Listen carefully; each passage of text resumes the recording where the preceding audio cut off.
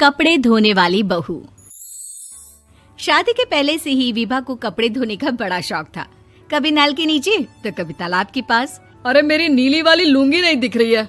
विभा की अम्मा, कहाँ रखी है लुंगी? अरे वो तो विभा ने परसों ही धोकर रखी थी आपकी अलमारी में, देखो वहीं होगी। वो ना मैंने आज धो दी, मुझे लगा कि गंदी हो गई होगी। अरे कैसे गंदी हो गई थी? उसे तो मैंने पहना भी नहीं। हे भगवान, इस लड़की के कपड़े धोने की आदत से परेशान हो गया हूँ मैं।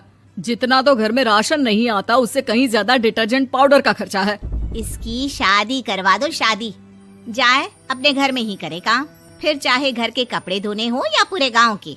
हाँ ठीक बोल रही हो, देखता हूँ मैं कोई लड़का। वो दिन भी आ जाता है जब विभा को देखने लड़के वाले आ जाते हैं। लड़की मुझे अच्छी लगी।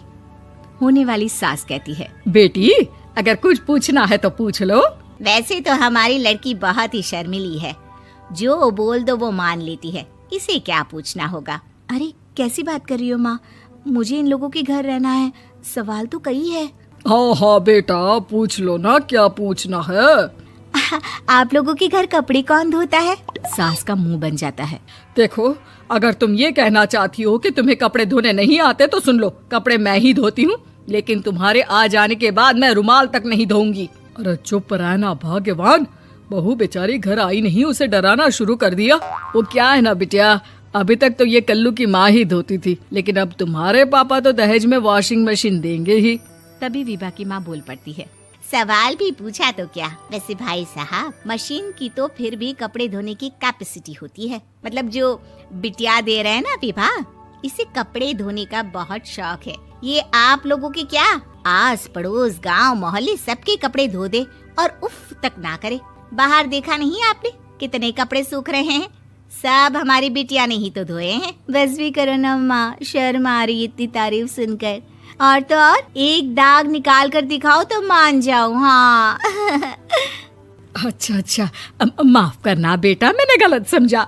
हमें तो रिश्ता बहुत पसंद है। और ऐसे जुड़ जाता है रिश्ता कपड़े धोने का शौक रखने वाली विभा का। उसकी शादी हो जाती है कोयला फैक्ट्री में काम करने वाले कल्लू के साथ। शादी के बाद अचानक विभा चिल्लाती हुई सास के पास आती है। सासू माँ, अरे सासू माँ कहाँ है आप? ये तो धोखा है, धोखा दिया आप लोगों ने मुझे। इसे ससुर के चक्कर के बारे में पता चल गया। अरे तो उसमें तुझे क्यों धोखा मिला है? अरे नल में पानी नहीं आता, कपड़े कैसे कब धुलेंगे? अच्छा, तू पानी नहीं आ रहा उसकी बात कर रही है। तो आपने क्या सोचा? कुछ नहीं। अच्छा, तेरी माँ ने कहा था कि कपड़े धोने का शौक है तुझे, याद आया मुझे।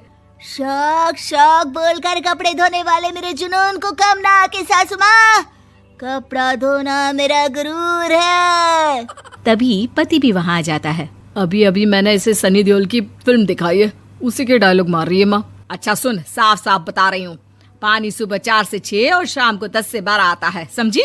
विभा टाइमिंग सुनकर हैरान हो जाती है। ये क्या भूतों का मोहल्ला है? सुबह 4 बजे उठकर कौन कपड़े धोता है? 4 बजे टंकी में पानी जाता है, फिर सारा दिन धोना ना, किसने मना किया? अरे कैसी बात कर रही हैं? 200 लीटर की टंकी में कितने कपड़े धो लूंगी मैं? सुबह ही उठ जाऊंगी मैं। अब क्या था, विभा सुबह 4 से लेकर रात के 12 बजे तक कपड़े ही धोती रहती। एक रोज सास पड़ोस से निकलकर कहीं जा रही होती है कि साथ वाली कहती है, हाँ कल्लू की माँ, जरा ये बताओ कि 2 साड़ी है, 2 ब्लाउज और एक पेटीकोट और एक नाड़े वाला लंबा कच्छा। हाँ तो? अरे तो क्या, कितना लोगी धुलाई ये बताओ। धोबन दिख रहे हैं हम क्या? हमारे पति सरकारी नौकरी से अभी रिटायर हुए हैं और बेटा सुपरवाइजर है कोयला फैक्ट्री में। धोबन समझ रखा है हमें?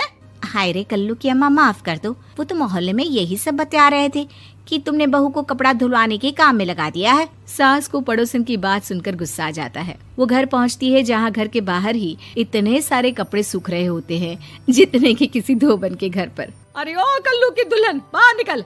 माँ जी यहीं आ जाओ, बाथरूम में चादर धो रहे हैं हम। अरे अभी हम धोते हैं, तुमको बाहर निकलो। ये आस पड़ोस वाले बोल रहे हैं कि हम बहू से कपड़े धुलवा कर उसे कपड़ा धोने वाली बना दिए हैं।